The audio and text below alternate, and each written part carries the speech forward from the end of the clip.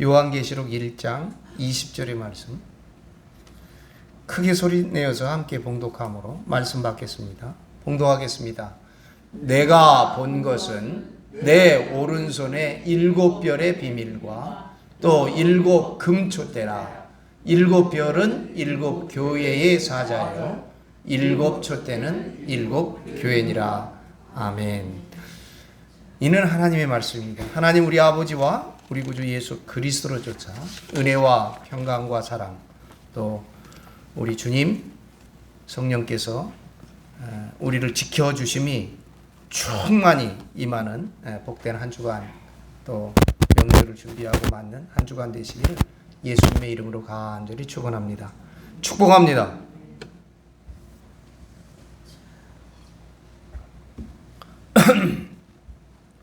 여성교회에서 오늘 명절을 앞두고 아주 좋은 선물을 준비해 주셨습니다. 감사드립니다.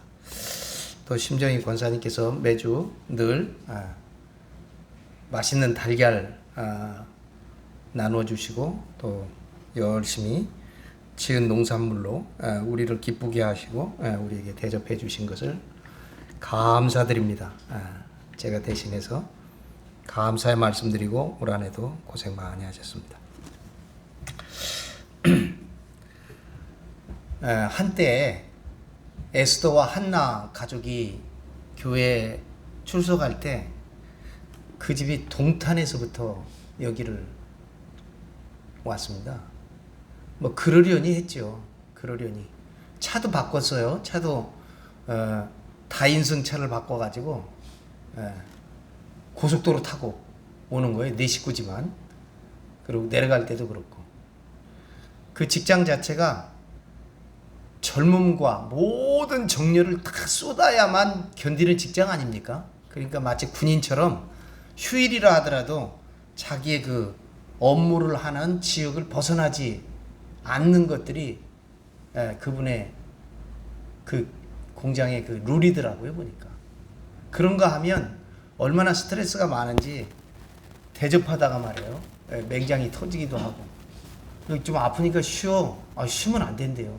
왜냐면 몸 아프면 사직해라 이렇게 된다는 거예요. 그러니까 아파도 아픈 거 내색할 수 없는 그렇더라고요. 근데 그분들이 교회를 올 때 이제 출석할 때 제 마음에 요새 더 느끼는데 제가 저 안성까지 성경 공부 가르치러 가는데 가다 보면 그 바로 전에 동탄이 있어요. 동탄 다음에 안성인데 이 멀리서 왔구나. 또 제가 왔다 갔다 하는 데는 좀 많이 밀릴 때니까 이렇게 많이 밀리는 데를 뚫고 왔구나. 지금 요새 그렇게 느끼는데 그때도 그랬어요. 그때도 설교를 준비하면서 저희가 이 먼 데를 왔다 갔다 하는데 내가 말씀을 잘 준비하고 해서 그냥 이 헛걸음하지 않게 해야 되겠다. 늘 설교하는데 신경을 쓰고 준비하는데 제 나름대로 애를 많이 썼습니다. 어쨌든지 은혜 받게 해야 될 텐데 그게 머리에 있었어요. 어쨌든지 은혜 받게 해야 될 텐데. 요새 지식인들 젊은이들은 그런 거 아니에요? 들어서 유익하고 즐겁고 재밌고 나름대로 살면서 적용하면 더 좋잖아요. 거기에 늘 매여 있었어요. 그런 것이 어디 가겠습니까? 평생 목회하면서. 저는요, 여러분 아시겠지만 지금도 그렇지만 목회 시작하는 날부터 지금까지 설교문 다 씁니다. 제가. 는 이까지 다 써요. 딴소리 하면 시간 많이 가니까. 설교문이 다 있어요, 지금도. 뭐 설교집을 내고 싶은 그런 생각 하나도 없어요. 왜 그러냐면 그 설교의 8알이 다 남의 얘기거든요. 우리 선생님이 한 일, 한 얘기, 먼저 했던 선배들이 한 얘기 내가 다 추려서 설교한 거예요. 그걸 뭘 내가 또 책을 내요? 저기 다 원고가 그대로 있어요. 교육자회의 가면은 이제 몇 분 목사님들, 사모님들 나오고 뭐 지방 일반 리더들이 나와서 목회하는데 거기서 설교하는 걸 들어보면 전부 자기 얘기하느라고 그 짧은 시간을 다 보내요. 나 설교는 그렇게 하면 안 된다 생각하거든요. 저는 교육자회의 설교 불과 뭐 10분밖에 안 되는 15분, 10분 요 밖에 안 되는 설교지만 써갖고 갑니다. 제가 교육자들 앞에서도 그 설교를 후배들이 그래요. 설교 끝나면 목사님 설교문 좀 주세요. 설교문. 그래서 그렇게 요청하면 제가 메일로 해서 다 보내주기는 합니다. 이메일로. 지금은요, 어떻게 하면 이 진리를 깨달을까? 이 깨달음에 가 있을까? 한 자, 한 구절, 한 단어라도 이걸 어떻게 깨달을까에 지금 제가 매여 있습니다. 그 얕은 은혜, 그냥 여기 벌써 교회 문 나설 때 증발해 버리고 말, 즐거움, 기쁨을 주는 말, 위로가 되는 말, 그게 아니고 어떻게 하면 하나님의 말씀으로, 주님의 말씀으로 진리에 다가갈까? 이제 장로님, 권사님 연세쯤 되면 여기에 주목해야 되지 않겠습니까? 아직도 우스갯소리 잘하고 뭐 부흥해서 사람들을 웃기고 그런 거 쫓는 거면 그게 저는 아니라고 생각하는데, 오늘도 아주 짧은 비밀한 것을 우리가 함께 상고할 텐데 저도 처음 깨달은 거예요, 여러분. 계시록 하면서 우리가 한번 살펴보기를 원하고요. 내용이 어렵습니다. 다행히 장로님이 저렇게 영상으로 찍어주셨으니까 혹시 지난번에 잘 이해 안 간 거는 지난번을 자꾸 좀 들어보시면 좋겠어요. 지난번을 들어보면 빨리 가는 것도 아니니까 오늘도 20절을 다 못할 것 같아요. 자, 말씀드리겠습니다. 이제 20절에 보니까 아까 전에 네가 본 것은 나의 오른손의 7별의 비밀. 7별의 비밀이라고 했어요. 7별이 뭐예요? 7별이 7교회의 사자인데 거기에 비밀이 있는 거예요. 그걸 깨닫지 못했어요, 우리가. 앞으로도 또 나올 테니까. 또 7 금촛대라. 7별은 7교회의 사자예요. 7 촛대는 7교회니라. 7 촛대는 7교회다. 7 촛대에 대해서 오늘 간단하게 말씀 잠깐만 드리고 계속 이어가겠습니다. 김 장로님은 저하고 이제 이스라엘 가서 보셔서 알겠지만 이스라엘에 국회의사당이 있어요. 크네셋이라고. 우리 여의도 국회의사당처럼 앞에 널따란 잔디밭이 있고요. 저 안쪽으로 크네셋이 국회 현대식 건물로 딱 돼 있습니다. 큼지막하죠. 그 앞에는 무장한 총 들고 지키고 있어요. 사복 입었는데 무장해 있어요. 항상. 제가 지나가면 물어봐요. 어디가? 제가 한산할 때 주로 거기를 가니까요. 그렇지 않으면 거의 통제하고 그래요. 거기가 다 관공서들이 몰려 있어요. 이스라엘 예루살렘에. 근데 거기를 가는 이유는 거기서 조금만 옆으로 틀어져 가보면 촛대가 있어요. 촛대. 제법 높습니다. 높이가 5m가 되고요. 폭이 4m짜리예요. 아마 우리 벽 꽉 찰 거예요. 높이는 더 높아지죠. 촛대가. 근데 여러분, 가운데가 하나 있고 양쪽으로 3개씩 이렇게. 그래서 모두 7개가. 이거를 메노라라고 그래요. 메노라. 그 사람들 말로는, 우리는 촛대지만 그 사람들은 메노라라고 그래요. 유대인의 상징입니다. 이게 유대인의 상징. 이 촛대가. 예전에 제가 이스라엘에서 돌아오고 막 이스라엘 가기 전에는, 이스라엘 갔다 올 때 그 메노라 촛대를 사다가 교회 앞에다가 여기다 진열도 하고 그랬었어요. 지금도 어디 가보면 있어요. 이렇게 촛대. 이스라엘 가서 제일 많이 사오는 기념품 중에 그게 하나. 조그만 거에부터 큰 것까지, 예배당에다 놓을 만한 큰 것까지 그 촛대를 굉장히 많이 여러 군데 팔아요. 아주 예쁘게, 디자인도 다양하게. 근데 그 크네셋 앞에, 국회의사당 앞에 로즈 공원이라고 장미 공원이 있거든요. 그 공원에 세워진, 거기 가서 제가 꼭 1956년에 영국에 있는 영국 시민인 유대인 조각가가 성경에 나오는 21개의 장면들, 우리가 중요하게 생각하는 장면들을 그 촛대에다가 조각을 했어요. 그래서 56년 이스라엘에 선물해 준 거예요. 그래갖고 그게 딱 촛대가 있어요. 이게 이스라엘의 상징과 같습니다. 촛대가. 이 7 촛대는 모세가 시내산에서 계시를 받고 하늘나라의 양식, 하늘의 양식을 본따 만들었다, 그렇게 출애굽기 25장 31절로 40절에 기록되어 있습니다. 40절에만 보면 너는 삼가 이 산에서 신의 산에서 내게 보인 양식대로 할지니라. 하늘의 양식이에요. 모세가 만들어낸 게 아니에요. 그래서 금으로 만든 7가지 등이 있어요. 7가지. 예전에는 거기다 기름 넣겠죠. 지금은 거기다 초를 꽂게 만들어요. 네. 그래서 7개의 등입니다. 이렇게 등잔도 될 수 있고 초를 꼽을 수도 있어요. 초를 꼽으면 촛대가 될 테고 등잔을 맞으면 7등 되겠죠. 이 7가지의 등대는 성막 안 성소에서 불을 밝혔습니다.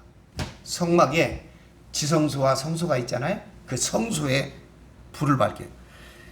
히브리서 9장 2절에 보면 예비한 첫 장막이 있고 그 안에 등잔대와 이 7촛대죠. 상과 진설병이 있으니 이는 성소라. 이게 지성소죠.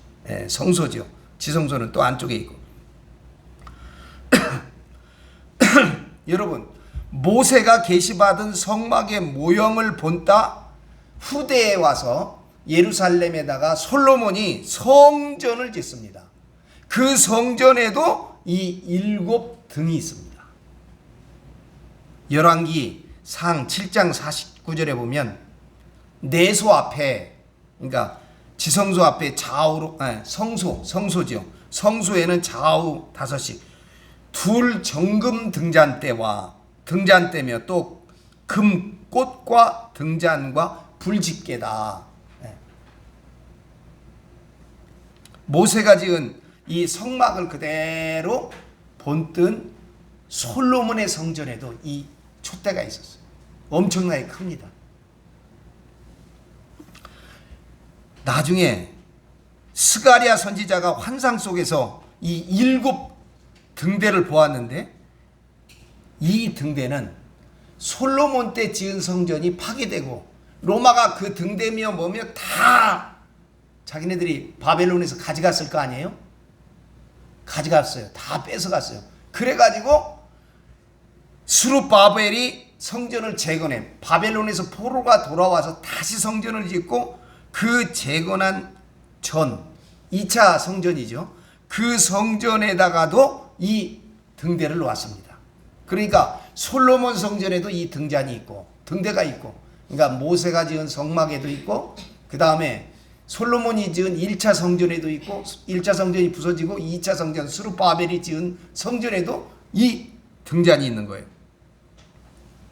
스가랴서 4장 2절로 4절에 보면 이게 지금 스가랴 선지자가 환상 중에 보는 거예요. 그가 내게 묻되 내가 무엇을 보느냐? 내가 대답하되 내가 보니 순금 등잔대가 있는데 그 위에는 기름그릇이 있고 또 기름그릇 위에 7등잔이 있으며 그 기름그릇 위에 있는 등잔을 위해서 7관이 있고, 이 스가랴가 본 성전의 모습이에요. 보니까 거기에도 있어요. 그러니까 우리가 알 수 있는 것은 모세가 시내산에서 본 하늘 양식의 등잔대가 옛날에 성막에 뿐만이 아니라 이스라엘 예루살렘 성전 1차 성전에서도 있고 솔로몬이 지은, 그 다음에 이게 무너지고 다시 재건한 스룹바벨이 지은 2차 성전에도 이 등잔대가 있었다는 거예요.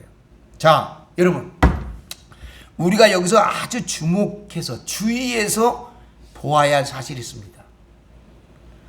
스룹바벨 성전 안에 있는 7등대 옆에는, 스룹바벨 성전은 2차 성전이죠. 솔로몬 성전이 파괴되고 바벨론에 돌아와서 포로에서 돌아와서 다시 지은 성전이에요. 초라하지만 그 성전 안에 있는 7이 등대 옆에는 2 감람나무가 있습니다. 저도 새롭게 봤어요. 여러분 찾아보세요. 이제 스가랴서 4장 11절로 14절.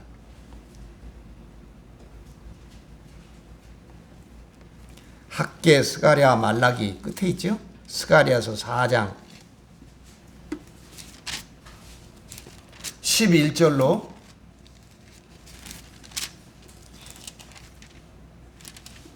14절입니다. 천천히 보겠습니다. 스가랴서 4장 11절로 14절 보겠습니다. 내가 그에게 물어 이르되 등잔대 좌우에 두 감람나무는 무슨 뜻이니까? 아멘. 잠깐요. 지금 묻습니다. 등잔대 좌우로 뭐가 있어요? 두 감람나무가 있어요. 두 감람나무가. 다시 거기서부터 읽겠습니다. 12절입니다. 시작. 다시 그에게 물어 이르되 기름을 흘리는 두 금관 옆에 있는 이 감람나무 두 가지는 무슨 뜻이니까 하니 그가 내게 대답하여 이르되 내가 이것이 무엇인지 알지 못하느냐 하는지라. 내가 대답하되 내 주여 알지 못하나이다 하니 이르되 이는 기름 부음 받은 자 둘이니 온 세상에 주 앞에 서 있는 자니라 하더라. 아멘. 모세 때도 없었고 솔로몬 성전에서도 없었던 아주 비밀한 게 여기 나오는데 7 등대 옆에 두 감람나무가 있다는 거예요. 이게 뭡니까? 물어보니까 기름 부음 받은 자 둘이다. 세상의 주 앞에서 온 세상에 주 앞에 서 있는 자니라. 모세가 만든 성막에도 솔로몬이 만든 성전에도 7 등대 옆에 두 감람나무가 존재하지 않았는데, 없었는데 지금 바벨론 포로에서 돌아와 갖고 수르 바벨이 새롭게 건설한 이 제2차 성전, 이 초라한 성전 안에 7 등대 옆에는 두 감람나무가 있었습니다. 왜 그럴까? 왜 그럴까? 예전에요, 성막론 열심히 강의하던 목사님이 있어요. 그래서 성막론이 한참 유행인데 이런 얘기 들어보질 못했습니다. 제가. 예수님은 요한복음 2장 21절에 예수님은 성전된 자기 육체를 가리켜 말씀하신 것이라. 성전된 자기 육체, 예수님의 몸이 성전이라는 거예요. 아멘. 예수님은 지난주에 말씀드린 실제로 성전이에요. 예루살렘 성전은 상징 성전입니다.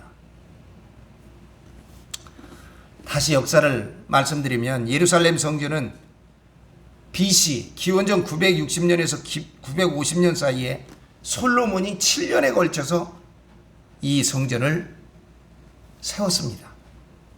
그러다가 바벨론에 이 성전이 파괴되고 바벨론에 포로 갔다가 바벨론의 느부갓네살 왕이 BC 기원전 587년에 파괴된 성전을 다시금 포로 생활에서 돌아온 스룹바벨이 BC 516년에 재건합니다.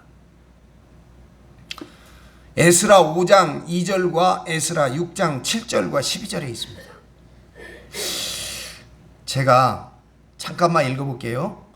이에 스알디엘의 아들 스룹바벨과 요사닥의 아들 예수아가 일어나 예루살렘 하나님의 전 건축하기를 시작하며 하나님의 선지자들이 함께 하여 돕더니 그랬어요. 에스라 6장 7절에 보면 하나님의 전 역사를 막지 말고, 이게 다리오 왕이 지금 명령하는 거예요. 유다 총독과 장로들로 하나님의 이 전을 본처에 건축하게 하라. 다리오, 얼마 전에 죽은 여러분,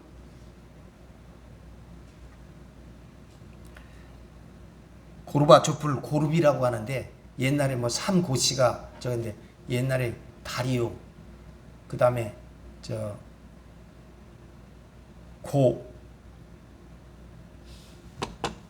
과거의 왕 고레스, 뭐 이런 사람들 고씨들 얘기했었는데, 자, 처음 지었다가 무너진 성전 솔로몬 성전하고 스룹바벨이 재건한 성전은 무엇을 뜻하고 있을까? 여러분, 왜 성전, 사담을 한마디 할게요. 성전이 우리의 날짜로 치면 이 9월 1일부터 10일 사이, 아부월 테시압 야브라고 해서 아부월 9일에 두 번 똑같은 날 똑같이 멸망합니다. 솔로몬 성전이 파괴된 날이나 나중에 스룹바벨이 재건하고 헤롯이 증축했던 제2차 성전이 AD 70년 로마의 디도 장군에 의해서 파괴되는 이 두 날짜가 같아요. 이 테샵 예아브라고 그래요. 성전 파괴일. 지금도 이날에 전 세계 유대인이 성전 서쪽 벽에 모여갖고 통곡하고 웁니다. 금식하고. 예, 이 성전 파괴일이 대단히 중요한 날이에요. 그런데 여러분, 이때가 우리 한국 감리교, 한국 장로교는요, 이때 부산인가 어디 대구인가 어디서 장로교 총회를 했는데, 이때 아부월 9일날 우리가 일본에게 신사참배를 하겠다 그렇게 공포한 날이라는 거예요. 장로교에서는. 그래서 장로교회는 이 9월 한 주간 이 둘째 주, 이 1일부터 10일에 회개 주간으로 선포하고 기도하는 그런 목회자들이 여럿 있는 걸 제가 보기도 하고 듣기도 했습니다. 자, 1차 성전 솔로몬 성전, 2차 성전 수룹바벨이 이 성전이 뭘 의미할까? 사랑하는 여러분, 제가 깨달은 바는 성전은 예수님의 몸을 상징하지요. 그러므로 처음 지었다 파괴된 솔로몬 성전은 예수님이 초림 예수가 성육신 하여 오심과 그의 죽음을 의미하고, 수룹바벨이 재건한 성전은 죽었다가 살아나신 부활하신 예수의 몸을 상징한다. 그렇게 말씀드릴 수 있습니다. 그렇게 볼 수 있죠. 그러면 솔로몬이 건축한 성전 7등대 옆에는 두 감람나무가 없었는데 왜 수룹바벨이 재건한 2차 성전에는 7등대 옆에 두 감람나무가 있을까? 여러분, 성전에서 사용되는 등대의 기름은 올리브유, 감람나무입니다. 솔로몬 성전에서 사용한 감람류는 여러분 죽은 감람류입니다. 이 말씀에 비춰보면 그 기름은 올리브 열매를 올리브 나무에서 따서 올리브 기름 틀에 넣고 기름을 짜서 얻게 된 감람나무 열매입니다. 그것도 제가 이스라엘에서 공부하기엔 이렇게 해요. 옛날에 성전에 쓰는 감람나무는요, 감람나무를 따서 이렇게 그 틀에다 놓으면 제일 먼저 줄줄 흘러내리는 기름을 썼다고 그래요. 그러나 여러분, 의미적으로 보면 감람나무 열매를 따서 그 틀에다 넣고 짜낸 감람류라는 거예요. 그 기름을, 첫 번째 나온 기름을 성전 등대에 썼죠. 압착기를 통해서 짜낸 기름이었다는 거예요. 그래서 죽은 기름이라는 거예요. 그러나 수룹바벨이 재건한 2차 성전의 등대 기름은 올리브 열매를 인공적으로 짜낸 기름이 아니라 살아있는 감람나무에서 그냥 줄줄 흘러내려오는 살아있는 기름이라는 거예요. 할렐루야. 그렇게 구분해 볼 수 있어요. 주보에다가만 쓰고 제가 읽어드릴 텐데, 스가랴서 4장 11절을 공동번역으로 읽어보겠습니다. 공동번역 성경으로 읽어보면 이래요. 그러면 등 장대 오른쪽과 왼쪽에 있는 올리브나무 두 그루는 무엇입니까? 지금 환상 중에 물어보니까. 또 금대롱으로 기름을 대주는 올리브 가지가 둘 있는데 그것이 무엇입니까? 이 말씀을 보면 수룹바벨이 재건한 성전에서 그 성전에 불을 밝히는 7등대의 두 감람나무가 있어서 직접 기름을 공급하고 있는 것을 우리는 볼 수 있습니다. 살아있는 기름이죠. 솔로몬 성전에서 불을 밝힌 이 짜낸 죽은 감람류와 수룹바벨 성전에서 불을 밝히고 있는 이 산 감람 기름은 무엇을 뜻하는 것일까? 여러분, 죽은 기름은, 이 짜낸 기름은 예수님의 죽음을, 살아있는 기름, 그냥 나무에서 줄줄 흘러내리는 그 기름은 예수님의 부활을 나타내고 있는 줄을 믿습니다. 아멘. 살아있는 기름, 산 기름은 산자들의 맥을 밝히는 기름인 줄로 믿습니다. 여러분, 두 감람나무는 주를 모시도록 기름 부어 성별한 두 사람이라고 말하고 있는데, 이는 모세와 엘리야입니다. 모세와 엘리야. 한번 보시죠. 계시록 11장 6절.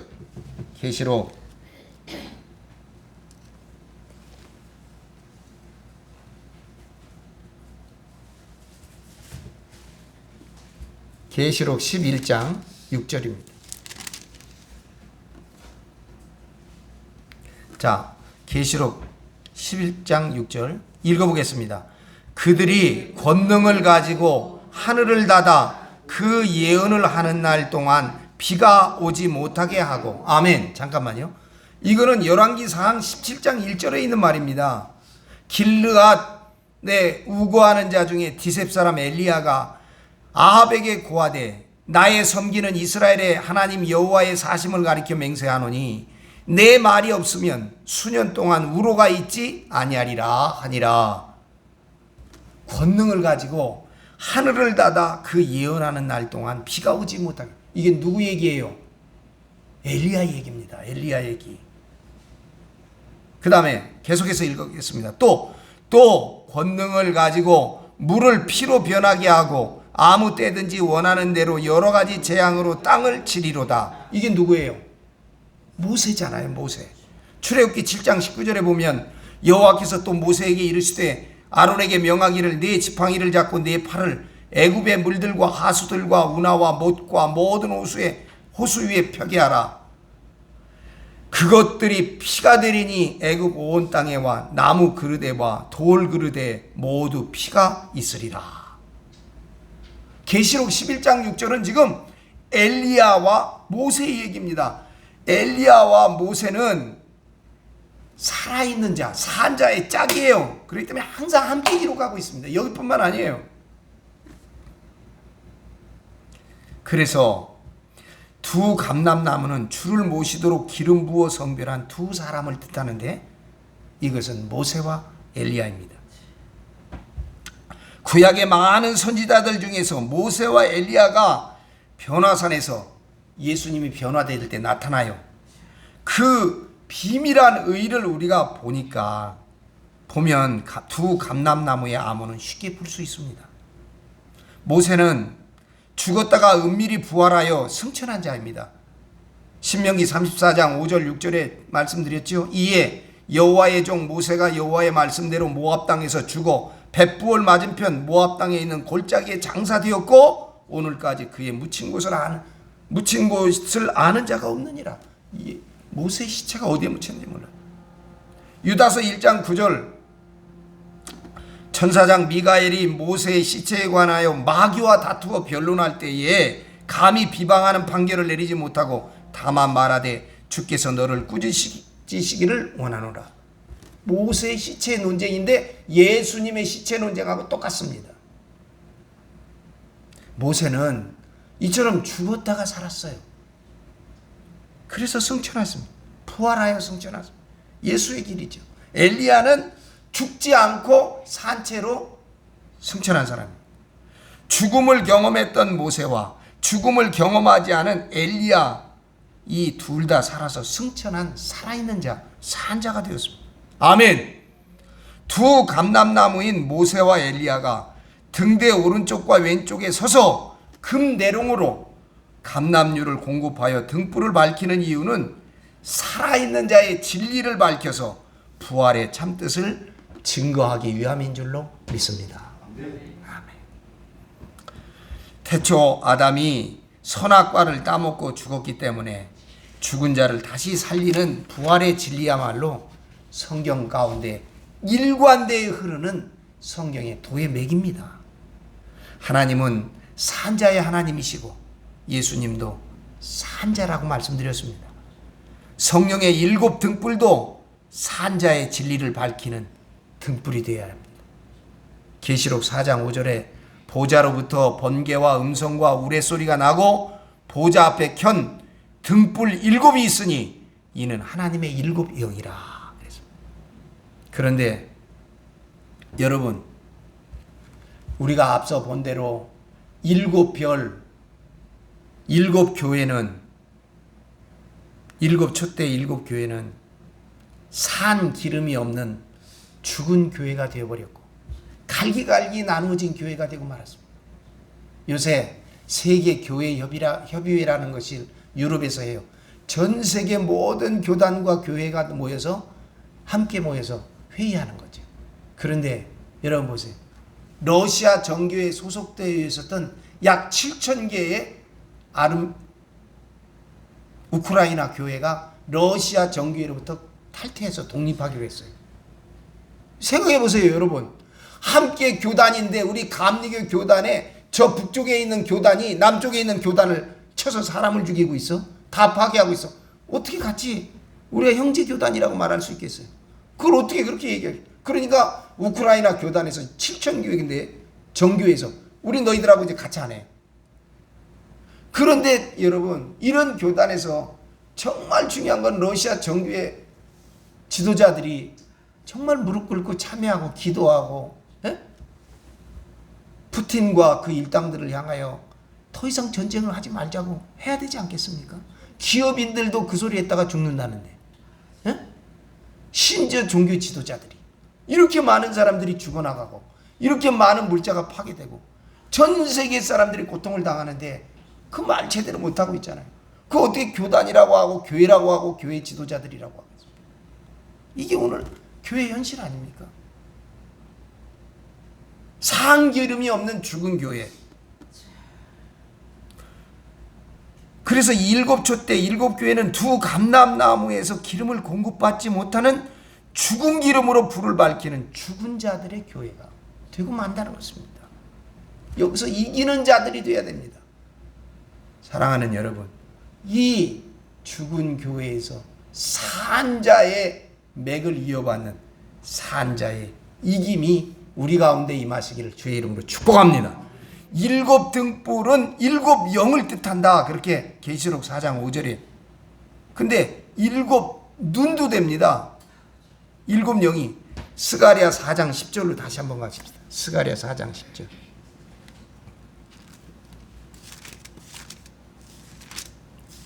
스가랴 4장 10절.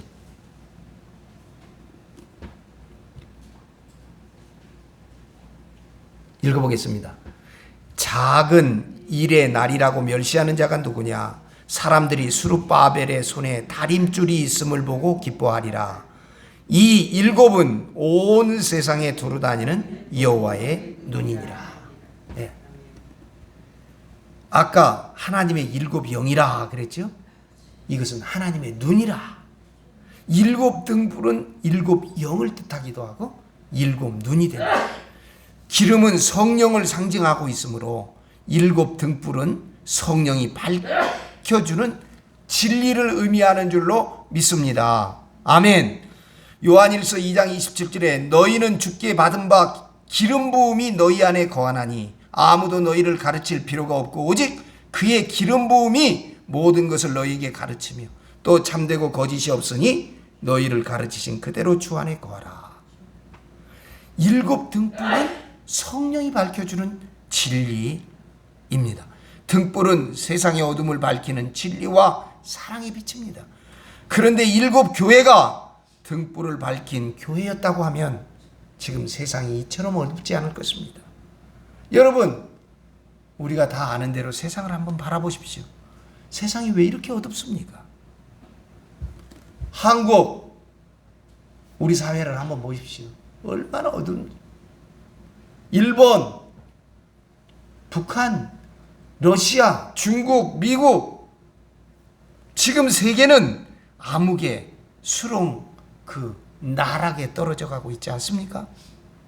지금도 지어졌다 하면 교회요, 올라갔다 하면 십자가의 높고 높은 정탑들인데 세상은 반대로 점점 어두워지고 죄와 악은 창궐하고 있습니다. 이것은 성령의 기름으로 등불을 밝힌 교회가 존재하지 않기 때문이라고 말씀드릴 수 있습니다. 여러분, 세상을 밝히는 일곱 영과 세상을 꿰뚫어 보시는 일곱 눈의 교회가 존재하지 않기 때문에 종교계는 귀신과 사이비들이 판을 치고 무당들이 구슬하는 놀이마당 그리고 시장으로 변화되어 가고 있습니다. 사랑하는 여러분, 하나님의 영과 하나님의 진리, 이 오직 하나님의 말씀을 통해서 오시는 이 진리의 산 기름으로 말미암아 살아있는 한 사람 한 사람의 교회, 살아있는 믿음의 공동체, 그런 교회와 믿음의 가정 공동체가 되시기를 예수님의 이름으로 간절히 축원합니다. 축복합니다. 기도하겠습니다. 영원하신 생명과 구원의 하나님, 길과 진리와 생명의 빛으로 우리를 구원하여 주심을 감사합니다. 주님의 대속의 십자가 보혈로 우리의 죄짐을 풀어주시고 성령의 권능을 주시어 주님 말씀에 순종하는 믿음을 주시옵소서. 예수 그리스도의 이름으로 기도합니다.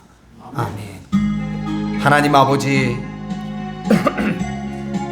예배의 자리로 나와 하나님 나라의 잔치에 참여하게 하시니 감사하고 감사드립니다. 주님을 향한 신뢰의 응답과 사랑의 교제를 통하여 기쁨과 위로가 넘치는 예배가 되게 하여 주시옵시고, 우리 가운데 부으시는 살아있는 기름, 하나님의 영과 진리와 눈이 우리의 심령 가운데, 우리의 삶 가운데, 우리 공동체 가운데 임하고 역사하도록 도와주시옵소서.